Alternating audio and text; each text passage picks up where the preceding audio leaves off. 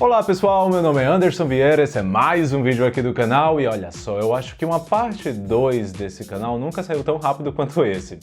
E quem é que nos motivou a isso? Ela mesma, Beyoncé, que lançou no último dia 29 de julho seu 7º álbum de estúdio, Renaissance. Eu espero que você que esteja vendo esse vídeo já tenha pulado lá no vídeo que a gente publicou anterior a esse, porque na parte 1 a gente já cobriu tudo que poderia ser utilizado como introdução e complementos contextuais para essa era que está apenas começando, porque aqui, agora, a gente vai direto ao ponto e comentar o repertório em si, as curiosidades sobre as faixas, as referências de forma mais aprofundadas, as histórias que ela trouxe nesse novo capítulo da sua carreira e a sonoridade geral desse ato 1 do Renaissance, esse que já é sem dúvidas um dos lançamentos mais importantes do ano até agora.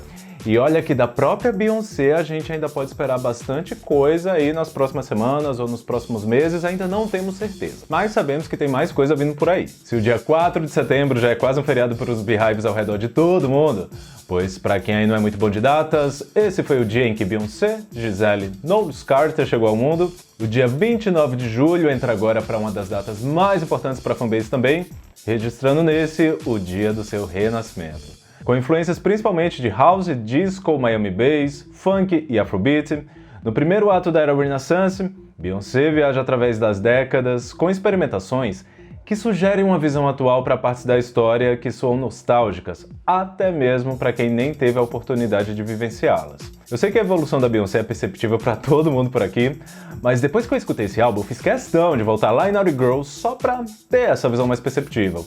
E nossa, apesar dela sempre ter sido uma artista incrível, e Naughty Girl continuar sendo até hoje um dos meus singles favoritos dela, é muito louco ver como ela conseguiu voltar nesse mesmo núcleo, quase 20 anos depois, de uma maneira muito mais profunda, mas também sem deixar de se divertir e, claro, querer fazer a gente dançar.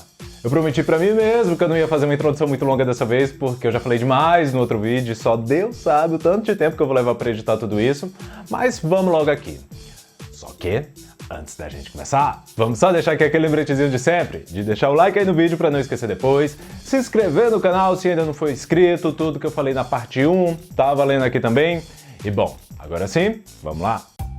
Após uma aparente indireta da multipremiada compositora Diana Warren, que questionou em seu Twitter como era possível uma música precisar de 24 compositores, provavelmente, na verdade, certamente, se referindo à faixa Ele é Superstar, que conta aí com um total de 22, o principal produtor do Renaissance, o The Dream, respondeu a ela, abrindo aspas, "Você quer dizer como nossa cultura negra tem tantos escritores?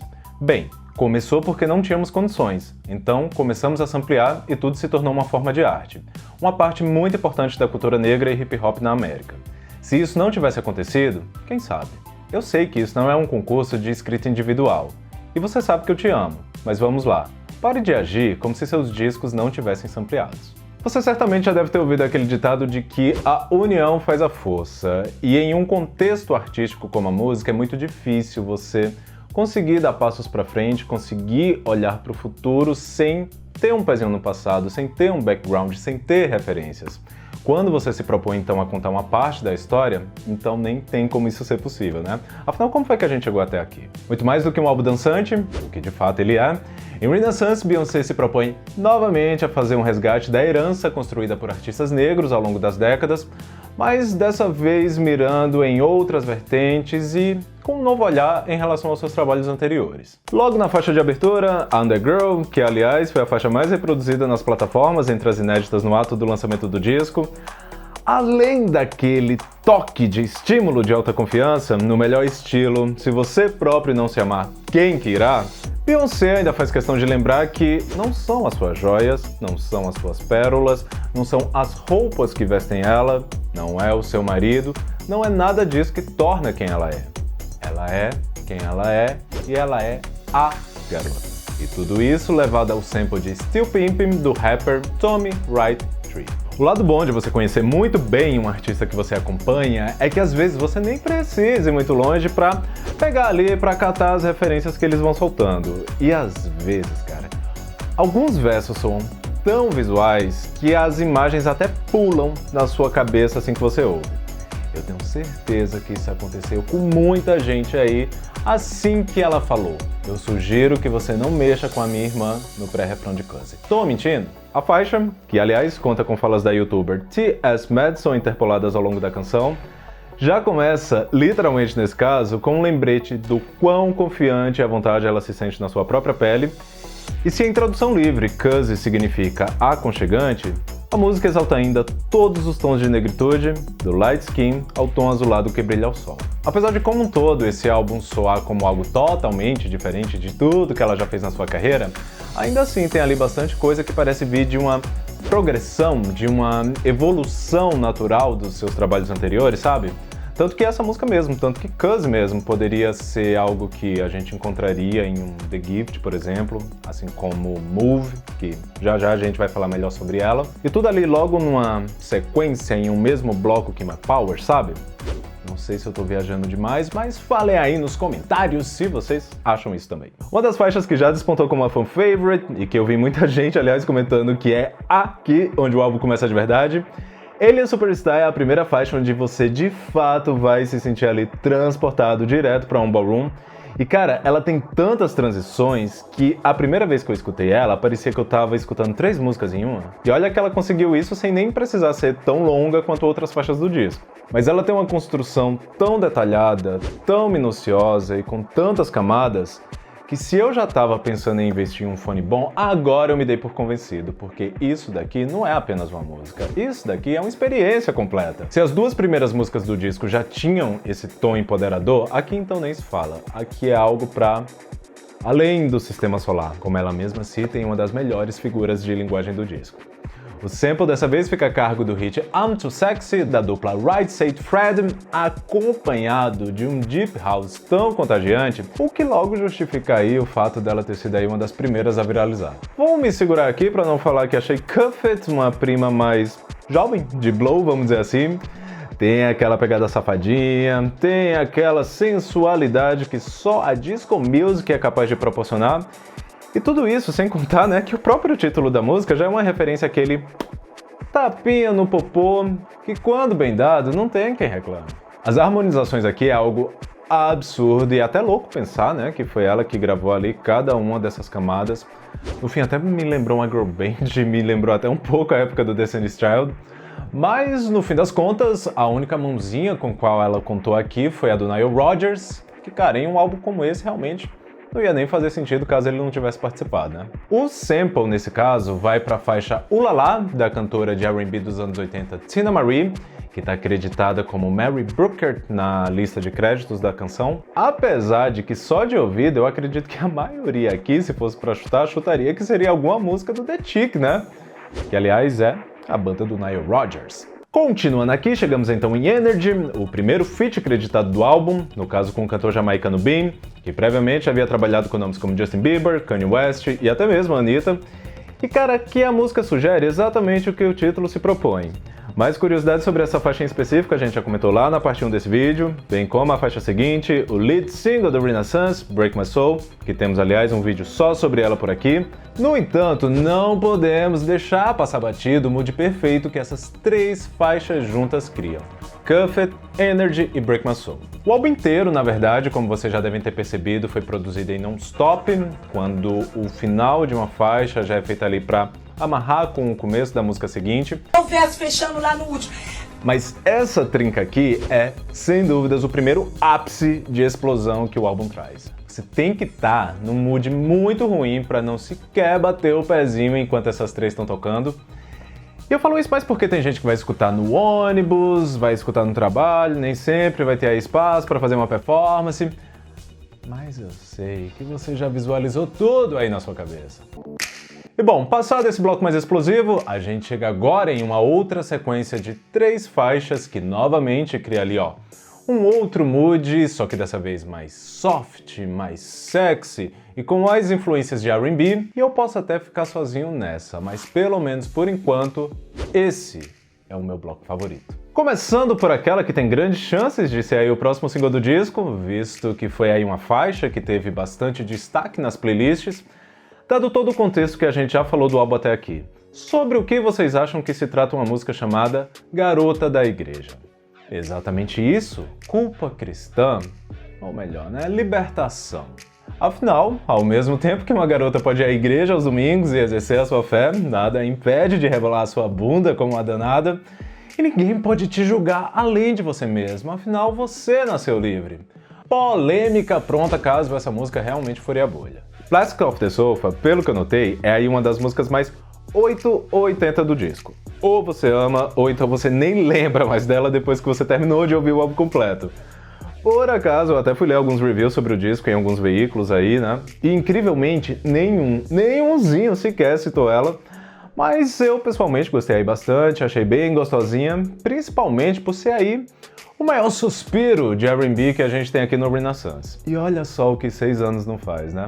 Pega lá tudo que a Bey explanou, tudo que ela falou sobre o seu relacionamento, sobre o seu casamento com o Jay-Z lá no Lemonade, e corta pra agora com ela cantando. Nós não precisamos da aceitação do mundo, eles são muito duros com você, eu serei pra sempre a arma secreta do seu arsenal. Não tem como, gente, esse casal aí é pra sempre mesmo. Mas ó, é agora que a gente chega em um outro ponto alto do disco, a faixa mais longa dele aliás, mas que de tão atmosférica e tão rica em texturas, nem parece que você tá ali escutando uma música de mais de 6 minutos de duração. Quase aí o mesmo tempo de um EP, né? Pra galera que lança aí hoje em dia músicas de 1 minuto 2. Com o mesmo tesão de 8 Chloes e 5 Anitas, no disco funk Virgo's Groove, que já abre ali, ó, com sussurros bem convidativos, ao mesmo tempo em que Beyoncé quer ser abraçada, quer ter um colo, quer ter um ombro pra descansar, ela também quer sentir o baque e suar a noite inteira. É uma música classuda, é uma música ousada, é uma música magnética, e é exatamente aquilo que a gente poderia esperar de uma releitura dos anos 70 fazendo sentido em 2022. Eu não sei se vocês vão concordar, mas aqui até me lembrou um pouco Daft Punk, o que, pessoalmente, eu até acredito que colabora ainda mais para essa sensação de futuro e passado se encontrando em um mesmo lugar. Um feat que muitos já tentaram, mas que poucos conseguiram, um dos maiores ícones da moda, cinema e música, Grace Jones, que há anos não lançava aí material inédito, ressurgiu a convite de Beyoncé para uma colaboração na faixa Move, uma grande fusão de house e afrobeat, e que conta ainda com a revelação nigeriana Jeans, que inclusive venceu recentemente o prêmio de melhor ato internacional no BET Awards, mesma categoria, aliás, que ela disputou com a Ludmilla. Dependendo da ótica como esse encontro possa ser visto, é até interessante notar, né, como a Beyoncé aqui promoveu o encontro de 3 gerações, com um ícone da cultura negra do passado, com a Grace, um ícone do presente, no caso, ela mesma, e uma promessa para o futuro com a Jeans.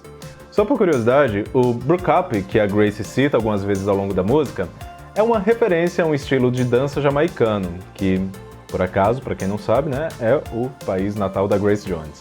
Só um pequeno adendo aí mesmo para quem foi conferir a tradução e não pegou o contexto, já que essa palavra não tem tradução. O ritmo Propose Move se estende até a faixa seguinte, que no caso já é a bem citada na nossa parte 1 Hit It. Música essa que muita gente, aliás, achou bem parecida com algo que o Drake lançaria, o que não é algo assim nem tão difícil de entender o motivo, já que ele é um dos compositores aqui, e até mesmo tem um trecho de uma versão demo na voz dele que circula aí pela internet há um tempinho. Se em algumas fotos do ensaio promocional para o encarte do disco, Beyoncé parecia fazer uma homenagem a grandes ícones da cultura ballroom, tais como Crystal LaBeija, drag queen e mulher transnegra, e Piper LaBeija, integrante da casa formada pela Crystal, a House of LaBeija, quando em Hit It, Beyoncé ecoa um bom insonoro, tense, tense, tense across the board, tudo fica bem mais propício a ser de fato uma homenagem do que uma simples coincidência. Com fortes influências de hip hop e pitadas de trap e Miami Bass, a construção musical de Chic torna essa mais uma daquelas músicas que vale por 2 ou até mesmo 3 nesse caso, porque aqui o que foi sendo construído de maneira gradativa no comecinho, foi acelerando próximo do primeiro refrão e bem ali próximo da casa dos 2 minutos, dá uma virada que, cara, vira outra coisa. Apesar do álbum inteiro ter aí uma enorme coesão, afinal, de outra maneira, seria até inviável, né, produzir, criar um álbum non-stop.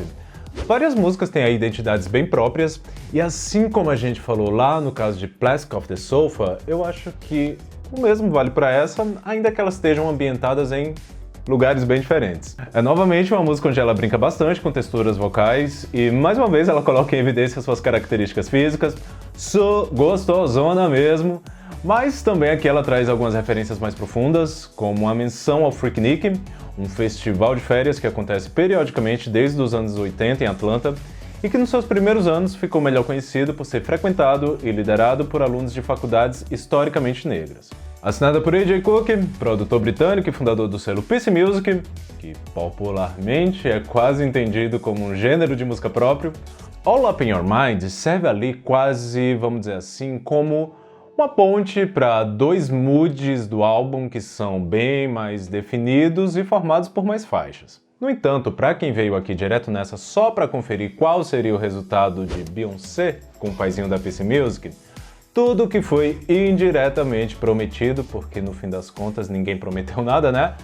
Foi entregue e deu muito certo. Uma faixa curtinha que pode até soar ali um pouco perdida no meio de momentos bem maiores do disco, que vem tanto antes quanto depois dela, mas que, sem dúvidas, cumpriu ali muito bem o seu papel. Além de ser uma outra faixa que vislumbra ainda melhor, né? Vislumbra esse ideal de, aqui no presente, construir algo que mira no futuro, mas com um pezinho no passado. Dito isso, a gente vem agora com America Has a Problem, uma música que logo no comecinho o sample já te leva ali direto pro final dos anos 80, comecinho dos anos 90, seja para o seu público norte-americano com a explosão do Miami Bass, ou seja até mesmo aqui pra gente, né, com o surgimento do funk carioca, bastante influenciado por esse mesmo gênero. Para uma pessoa que tem Formation na sua discografia, eu tenho certeza que só por esse título, muita gente já foi ali sedento para ver qual seria o problema da América que ela iria tratar aqui nessa música.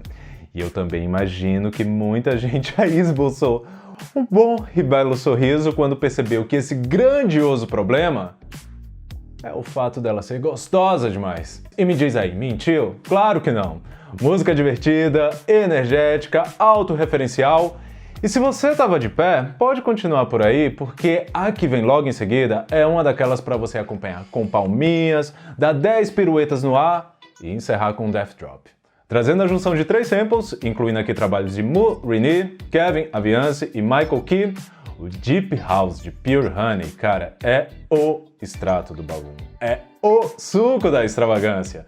E um dos segredos para tudo soar tão fiel e autêntico ao movimento é a inclusão de pessoas que realmente fazem parte da cena, que realmente fazem ou fizeram um negócio acontecer pra dentro da música dela e não apenas ficar ali observando de longe, sabe? Renaissance é um álbum que, para além da música, também promove o resgate de gêneros e subgêneros, só que ao invés de se colocar ali no pedestal e se colocar, se propor a ser a protagonista absoluta da história, Beyoncé traz com ela aqueles que de fato escreveram os primeiros capítulos dela.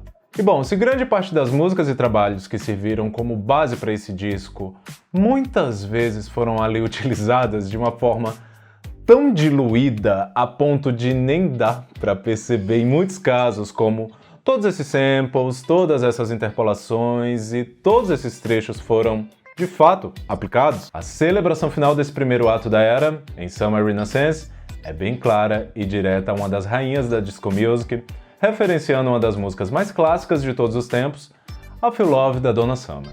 Faixa essa que nem tem ali cara de encerramento, e mesmo em um álbum que bate ali a casa de 1 hora de duração, te convida a querer mais. Quem sabe, não é esse aí o gancho perfeito pro ato 2, que por enquanto a gente ainda nem sabe quando é que vai ser lançado. E agora que a gente curtiu a noite, será que o ato 2 vai ser o amanhecer? Vamos aguardar aí pra ver. Com novas perspectivas em relação ao Lemonade e Beyoncé, Renaissance reflete muito bem todos os lugares que a gente gostaria de ter ido durante o período em que ele foi produzido, mas com seu lançamento nesse momento, esse agora é um local que não precisa mais ficar apenas na imaginação. Um álbum para pistas talvez não fosse exatamente o que a maioria esperava dela uns 2 ou 3 anos atrás, mas a quebra de expectativa também veio acompanhada da excelência e profundidade que só um artista do nível de Beyoncé pode proporcionar. Bom pessoal, eu espero que vocês tenham gostado desses vídeos, desse formato diferente de cobertura. E caso sim, já sabe, deixa o like aí no vídeo, se inscreve no canal se ainda não for inscrito, compartilha aí com a galera, aquele esqueminha. Beleza? Por hoje é isso e vamos nessa!